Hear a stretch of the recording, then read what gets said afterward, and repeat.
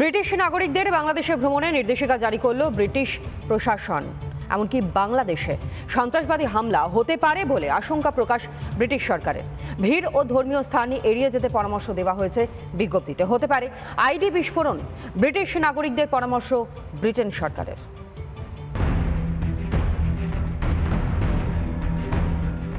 ব্রিটেনের পার্লামেন্টে বাংলাদেশে হিন্দুদের উপর হামলার প্রতিবাদ হয়েছিল। এবার ব্রিটিশ নাগরিকদের সতর্ক করে ভ্রমণ সংক্রান্ত নির্দেশিকা জারি করল ব্রিটেন প্রশাসন। ইউকে সরকারি ওয়েবসাইট, সেখানে আমরা ফরেন ট্রাভেল অ্যাডভাইজার পেজে গেছি, লেখা রয়েছে স্পষ্টভাবে বাংলাদেশ।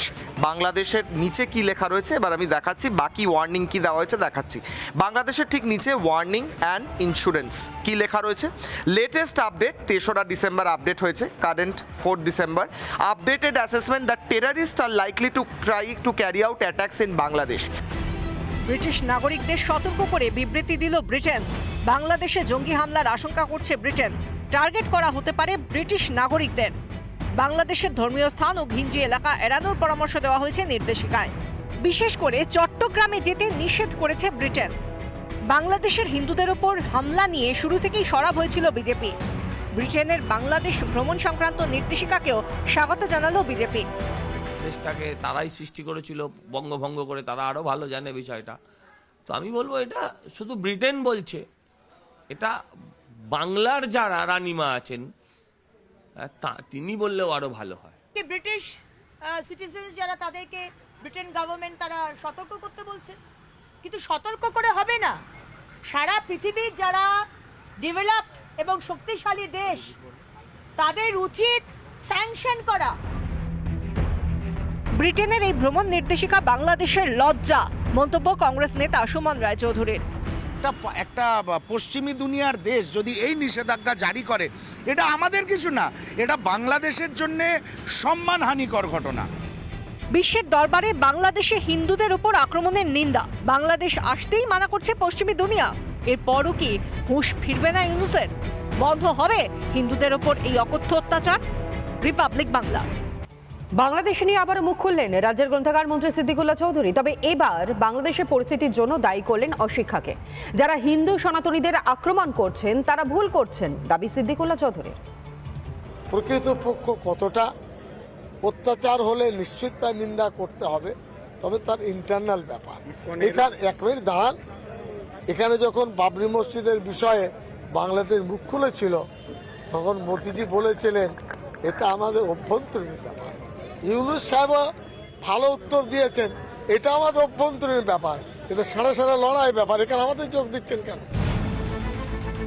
হিন্দুদের ওপর হামলা বাংলাদেশের অভ্যন্তরীণ বিষয় বলে এড়িয়ে গিয়েছিলেন রাজ্যের গ্রন্থাগার মন্ত্রী সিদ্দিকুল্লাহ চৌধুরী।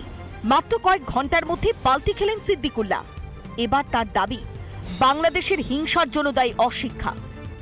শিক্ষা দেয়, অনুশাসন দেয়, তাদের ধৈর্য নেই। কিভাবে কেন আক্রান্ত হলেন আমি তো বুঝতে পারছি না। কে বা কারা যারা করেছেন এটা ভুল করেছেন। এটা ভারত পৃথিবীতে সবাই সব জায়গায় থাকবে, হিন্দু ভাইরাও থাকবেন, মুসলমানরাও থাকবে, খ্রিস্টানরাও থাকবে। যারা আক্রমণ করেছেন ঠিক কাজ করেন, ইসলামের সাথে তাদের কোনো যোগাযোগ নেই। সে তো না হয় হলো, এবার কি তাহলে পথে নেমে প্রতিবাদ করবেন সিদ্দিকুল্লাহ চৌধুরী?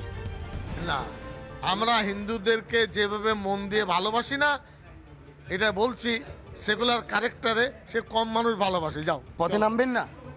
পথে নামার পরিবেশ হলে তখন তোমাকে বলতে হবে কেন? আর কত হিন্দু রক্ত ঝরলে পথে নামার মতো পরিস্থিতি তৈরি হবে? আর কত হিংসা দেখার পর প্রতিবাদ করবেন সিদ্দিকুল্লাহ? বাংলাদেশের মাটিতে ভারতের পতাকার অপমানের পর এদেশে বাংলাদেশিদের চিকিৎসা না করার দাবি তুলেছিলেন কল্যাণীর বিজেপির বিধায়ক।